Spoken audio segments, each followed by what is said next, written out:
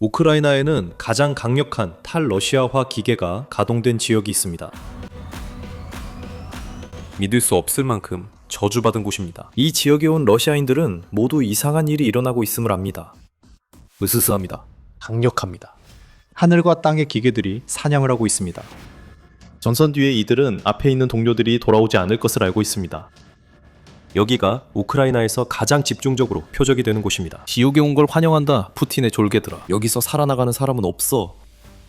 저주받은 지역은 포크로브스크다. 그리고 우크라이나의 큰 계획은 전선에서 100km 이상 뻗어 있는 거대한 살상지대를 만드는 것이다. 이것은 이 지역에서 죽음을 일으키고 러시아 물류를 붕괴시키는 일이다. 우크라이나 제7 공중강습군단의 지휘관이 밝힌 바와 같이 예브헨 라세추크 밀리턴트와의 단독 인터뷰에서 라세추크는 목표가 중거리 드론으로 적의 보급로를 타격해 전선 뒤쪽에 적군 이동을 차단하는 것이라고 말합니다. 동시에 전방에는 FPV 드론이 가득한 살상지대가 유지되고 있으며 이곳은 여전히 포크로브스크로 공격하는 러시아 병사들을 쓰러뜨리고 있습니다. 러시아에 닥칠 일을 저주로도 표현이 부족합니다. 포크로브스크 지역에서 러시아 병사들이 안전하다고 생각했던 곳에도 하늘에서 죽음이 쏟아지기 시작할 것입니다. 라세추크는 점령군이 포크로브스크를 도네츠크 지역으로 더 깊숙이 공격할 수 있는 물류 거점으로 만들려고 한다고 말합니다. 그래서 물류 봉쇄가 이루어지고 있는 것입니다. 그리고 지난 몇 달 동안 우크라이나가 무엇을 해왔는지 주목해왔다면 물류를 목표로 살상구역을 확장하는 것이 결코 새로운 아이디어가 아니라는 것을 알게 될 것입니다. 우크라이나는 전선 너머 100km 이상을 타격할 수 있는 신형 중거리 드론 개발 후 이런 일을 계속하고 있습니다. 우크라이나는 심지어 이 작전을 공식화하기도 했습니다. 5월 27일 우크라이나 국방부는 물류 봉쇄 프로그램의 창설을 발표했습니다. 이 프로그램을 통해 우크라이나는 전선에 있는 자국 부대들을 위해 중거리 타격 드론 조달에 1억 1천만 달러 이상을 투자하게 됩니다. 이 포인트 시스템으로 자금이 성과 우수 여단에 분배되어 이들이 러시아 물류를 마비시키는 중거리 타격을 이어갈 수 있습니다. 그것이 더 큰 계획입니다. 포크로브스크에서 라세추크는 이 프로그램으로 러시아가 도시를 물류 허브로 쓰기 어렵게 광범위한 살상구역을 만들려 한다고 밝혔습니다. 라세추크는 물류봉쇄 프로그램이 점령된 크림반도를 상대로 이미 거둔 성과에서 영감을 받을 것입니다. 그 반도에서는 연료 부족이 발생하고 있으며 크림반도의 발전소에 대한 공격으로 인해 순환 정전도 일어나고 있습니다. 다리들은 완전히 폭파되고 있으며 무기와 보급품 수송대는 크림반도에 도달하기도 전에 파괴되고 있습니다. 라세추크는 포크로프스크에 100km 살상 구역을 조성해 같은 결과를 얻는 것을 목표로 합니다. 포크로프스크를 우크라이나 드론이 전선 가까이 가기도 전에 그들을 산산조각 낼까 두려워 아무도 들어오지 못하는 음산한 유령 도시로 만들려는 것입니다. 포크로프스크로의 탄약, 인원, 장비 이동을 막는 것이 중요합니다. 하지만 라세추크가 특히 노리고 싶은 것은 바로 인원입니다. 그는 러시아가 사람들을 포크로프스크로 이동시켜 도네츠크 안쪽으로 더 깊이 침투시키는 것이 주요 전술이라고 말합니다. 주로 2명씩 소규모로 움직입니다. 이 침투 전략은 새롭지 않습니다. 러시아는 2025년부터 이 전략을 사용해왔습니다. 우크라이나의 FPV 드론이 대규모 기계화 공격을 피로 물든 전투로 바꿔놓았기 때문에 러시아가 감당할 수 있는 것보다 훨씬 더 많은 장비와 인명피해가 발생하고 있습니다. 그래서 침투조가 몰래 들어갑니다. 그들은 실제로 영토를 점령하는 것이 아닙니다. 그들은 작은 지역만 점령한 채 좀처럼 오지 않는 지원을 기다리며 숨어 있습니다. 하지만 그 전략에는 목적이 있습니다. 러시아가 침투자를 몰래 들여보낼 때 그들은 그런 성과를 선전 목적으로 이용합니다. 푸틴은 러시아가 영토를 점령했다고 말할 수 있지만 실제로는 몇 명의 병사만 숨어 있을 뿐입니다. 그뿐만 아니라 이런 침투는 우크라이나를 과도하게 분산시키기 위해 설계된 것입니다. 하나의 전선만 있는 것이 아닙니다. 대신 수십 개의 은신처를 찾아내서 파괴해야 합니다. 러시아는 이런 침투 전략을 발전시켜 왔습니다. 6월 기사에서 포브스는 러시아 침투자들이 이제는 살상구역 깊숙이까지 이동한다고 전했습니다. 그들은 우크라이나군에 드론을 발사할 전진기지를 구축 중입니다. 물론 그들의 비축량은 제한적입니다. 드론이 모두 소진되면 침투자들은 앉아 기다릴 수밖에 없습니다. 하지만 그로 인해 발생하는 혼란만으로도 우크라이나에 심각한 문제를 일으키기에 충분합니다. 포크로프스크의 100km 살상구역은 그 문제 해결을 위해 설계됐습니다. 라세추크는 우크라이나의 목표가 침투자들이 아직 후방에 모여있을 때 그들을 제거하는 것이라고 말합니다. 그들이 침투를 시도할 만큼 전선 가까이 오도록 놔둬서는 안 된다는 뜻입니다. 그래서 100km 살상구역이 중요합니다. 중거리 드론, 로켓포, 그리고 장거리 야포의 조합이 포크로프스크에 하늘에서 죽음을 쏟아붓게 될 것입니다. 병사들, 보급품, 그리고 보급로까지 모두 파괴하게 됩니다.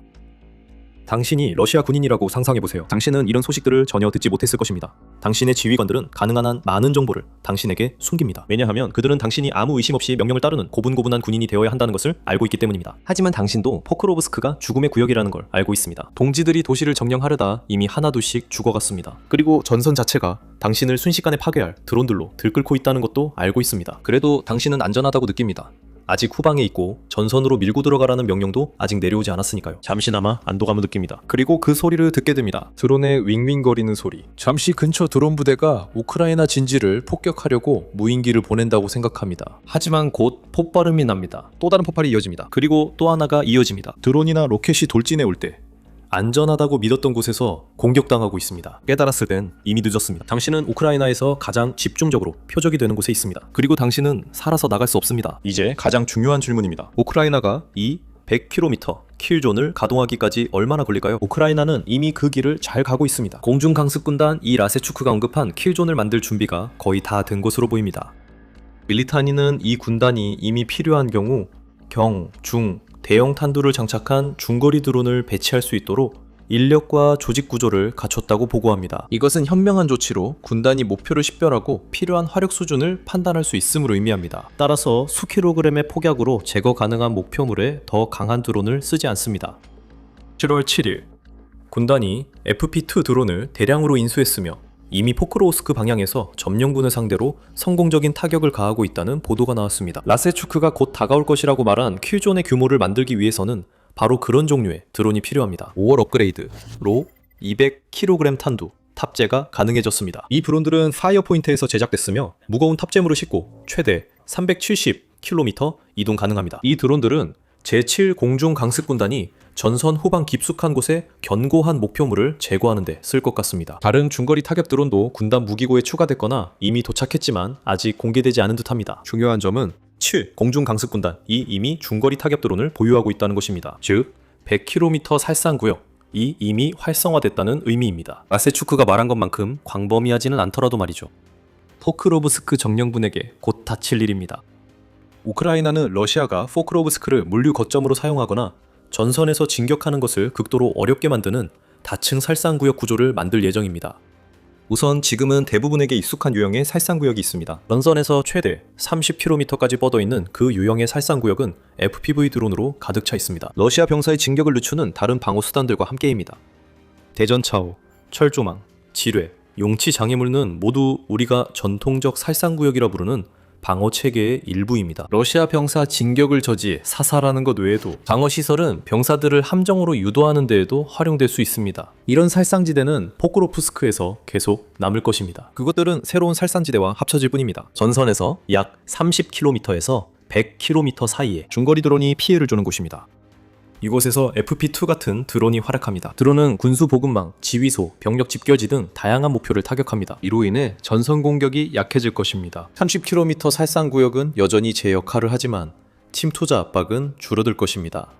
방어선은 더 오래 버틸 수 있고 전선에 있는 우크라이나 군인들은 실제로 그들까지 돌파해오는 적군이 더 줄어들기 때문에 진지를 유지할 수 있습니다. 러시아에겐 이 확장된 살상구역이 한 가지를 뜻합니다. 많은 사상자가 발생한다는 뜻입니다. 현재 러시아가 포크로브스크나 도네츠크 지역에서 가장 피하고 싶은 일입니다. 러시아는 매일 1000명 이상의 병력을 잃고 있습니다. 또한 1500명 넘게 잃는 경우도 흔합니다. 그 기간 동안 러시아는 사망이나 부상으로 1600명의 병력을 잃었습니다. 도네츠크 진격도 상황이 좋지 않습니다. 100km 포크로브스크 살상지대가 조성되기 전부터 러시아군은 도네츠크에서 1제곱킬로미터를 점령할 때마다 400명 이상의 병력을 희생해야 합니다. 우크라이나군의 퇴임을 앞둔 총사령관인 발레리 잘루즈니에 따르면 올렉산드르 시르스키가 7월 14일 RBC 우크라이나가 보도했습니다. 새 포크로세스 로스크 살상지대는 러시아 측의 이런 수치를 훨씬 더 악화시킬 것입니다. 하지만 아직 중요한 문제가 남아 있습니다. 러시아가 이미 포크로스크를 점령하지 않았나요? 그리고 만약 그렇다면 우크라이나가 그 지역에 어떻게 킬존을 구축할 수 있었을까요? 잠시 후에 그 질문들에 답해드리겠습니다. 그리고 100km 킬존이 실제로 무엇을 의미하는지도 설명해드리겠습니다. 하지만 그 전에 지금 밀리터리 쇼를 시청 중이십니다. 저희 채널에서 인사이트를 얻고 계신다면 구독과 알림 설정을 잊지 마시고 저희 영상이 업로드되자마자 바로 시청하세요.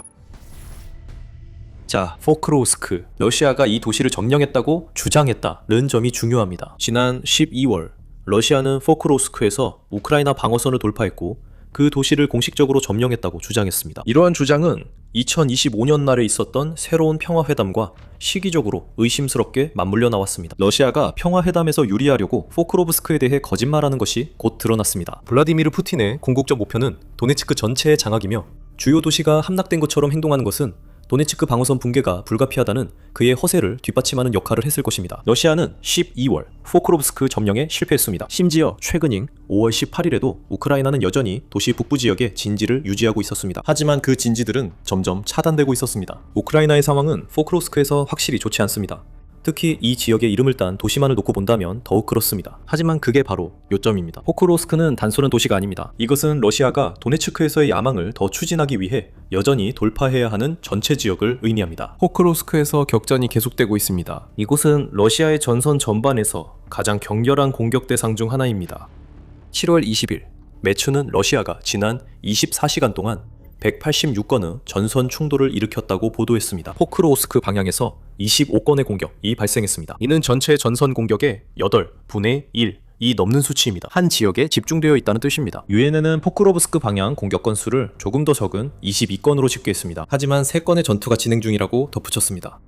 또한 러시아가 포크로브스크 지역의 토레치카, 미아나 등 여러 마을을 공격했다고 언급했습니다. 그리고 노보파블리브카도 포함됩니다. 여기서 우리가 말하고자 하는 요점은 포크로브스크 시가 거의 함락된 것처럼 보일지라도 전체 지역은 여전히 전쟁터라는 점입니다. 러시아는 여전히 같은 술책을 전쟁터에서 씁니다. 7월 18일 러시아의 군사작전에 대한 보고서에서 전쟁연구소 ISW 링크 러시아가 여전히 자신들의 성과를 과장하고 실질적으로 제대로 점령하지 못한 마을들을 점령했다고 주장하고 있다고 밝혔습니다. 2025년 12월 포크로브스크에서처럼요. 그렇다면 포크로브스크에서는 실제로 무슨 일이 벌어지고 있는 걸까요? 러시아가 이 지역을 돌파해 도브로펠랴로 진격하기 위해 시도하면서 믿을 수 없을 만큼 느리고 힘겨운 진격이 계속되고 있습니다. 그 지역은 슬로비안스크와 크라마토르스크, 요세벨트 도시로 가는 관문입니다. 이 도시들은 북쪽으로 약 50km 떨어진 곳에 위치해 있습니다. 이런 일이 일어나지 않게 하려면 100km 살상구역이 매우 중요합니다. 포크로브스크는 이미 수렁입니다. 러시아군은 전진이 거의 없고 전진에도 큰 대가를 치릅니다. 포크로브스크에서 살상구역이 확대되면 우크라이나는 진격을 더 늦출 수 있습니다. 견고한 요세벨트를 더 강화할 시간을 벌 수 있습니다.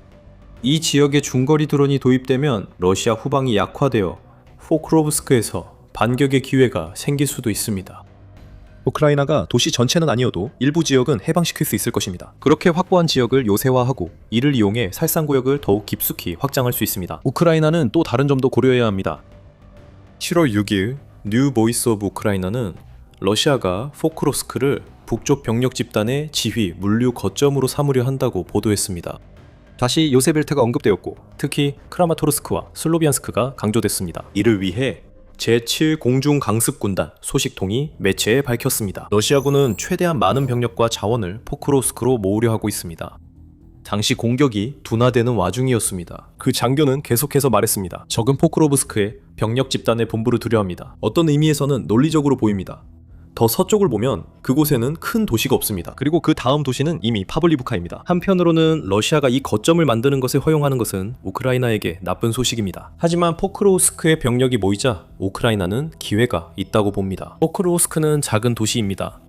그곳 병력들은 갈 곳이 많지 않습니다. 도시 대부분이 이미 폐허가 되었기 때문입니다. 그들은 중거리 타격 작전에 완벽한 먹잇감이 됩니다. 포크로브스크 살상구역이 100km까지 확장되면서 우크라이나는 포크로브스크가 주변 광범위한 일대에서 러시아가 도네츠크로 더 깊이 진출할 수 있는 허브로 사용할 수 있는 유일한 도시라는 사실을 이용할 수 있게 됩니다. 오랫동안 포크로브스크를 가치 있는 도시로 만들어온 물류상의 이점이 이제는 러시아에게 부담으로 바뀌었습니다. 우크라이나는 언젠가 이 전략으로 포크로브스크를 해방할 수 있을 것이라 짐작할지도 모릅니다. 하지만 중요한 건 100km 살상구역, 이 탈러시아화에 집중하고 있지 않다는 점입니다. 아직 그렇지 않습니다. 이는 오히려 도네츠크의 나머지 지역을 러시아가 이루려는 것으로부터 보호하는 데 중점을 두고 있습니다. 느린 진격과 많은 사상자에도 불구하고 블라디미르 푸틴은 도네츠크 점령을 멈추지 않을 것입니다. 그는 러시아가 이 지역에서 승리하고 있다고 믿고 있습니다. 6월 4일 우크라이나가 도네츠크에서 점유한 영토 비율이 25%에서 15%로 떨어졌다는 그의 주장에서도 알 수 있습니다. 다시 말하지만 이는 과장된 것이며 마을들을 점령했다는 거짓 주장과 러시아가 침투 부대 진입만으로 그 지역을 점령한 듯 행동하는 경향에 근거합니다. 푸틴이 러시아가 도네츠크에서 이긴다고 믿는 한 평화 협상은 없습니다. 블룸버그는 7월 22일 크렘린과 가까운 두 인사가 푸틴이 도네츠크가 러시아 통제하에 들어오기 전에는 평화협상에 복귀할 의사가 없다고 밝혔다고 보도했습니다. 그 사실을 알면 우크라이나의 임무는 간단해집니다. 러시아의 도네츠크 점령을 저지하는 것입니다. 그렇게 하려면 도네츠크를 점령하는 데 드는 대가가 러시아가 감당할 수 없을 만큼 커지도록 엄청난 살상구역을 만드는 것이 가장 좋은 방법입니다. 그것이 포크로스크 100km 살상구역의 진짜 목적입니다. 우크라이나의 목표는 영토 해방이 아니며 이는 나중에 해도 됩니다. 우크라이나는 러시아의 전력을 소모시키고자 합니다. 러시아가 전진하는 1km마다 병사들의 피와 기계의 연료로 대가를 치르게 하려는 것입니다. 이미 이 새로운 살상지대의 영향을 보고 있을 수도 있습니다. 도네츠크 지역의 슬로비안스크, 도브로펠랴, 콘스탄티니우카 구역에서 러시아는 7월 20일로 이어지는 한 주 동안 겨우 17.33제곱킬로미터만 진격할 수 있었습니다. 이전 주에는 26.7제곱킬로미터를 진격했었습니다. 우크라이나가 보고 싶어하는 모습입니다. 포크로스크 물류 거점이 지원해야 하는 지역에서의 진격 둔화입니다. 중거리 드론이 늘고 포크로스크에 혼란이 생기면서 인격 둔화로 교착 상태가 되고 러시아 군인들은 전선과 포크로스크 내에서 목숨을 잃을 것입니다. 포크로스크는 이제 우크라이나 드론들의 사냥터가 될 것입니다. FPV 드론과 중거리 드론이 결합된 다층 전략으로 2025년 러시아에 가장 크게 포장된 가짜 승리의 현장이 될 뻔했던 이곳은 푸틴의 군인들에게 저주받은 구역이 될 것입니다. 그리고 누가 알겠습니까? 우리는 우크라이나가 포크로스크에서 주요 목표물을 제거하는 모습을 보게 될지도 모릅니다. 도네츠크 다른 지역에서의 뜻이요. 나세추크가 중대 발표를 하기 불과 일주일 전쯤 우크라이나는 지옥작전을 시작했습니다. 러시아 물류 네트워크의 도네츠크 은폐 목표물을 제거했습니다. 자세한 내용이 궁금하다면 그렇다면 저희 영상을 시청해주세요. 저희는 지옥작전을 분석해 포크로프스크에서 곧 흔해질 수도 있는 공격 유형에 대한 통찰을 제공합니다. 그리고 이 영상을 재미있게 보셨다면 우크라이나의 최신 소식을 매일 전해드리는 밀리터리쇼 구독도 잊지 마세요. 그리고 언제나 그렇듯이 감사합니다. 시청해주셔서 감사합니다.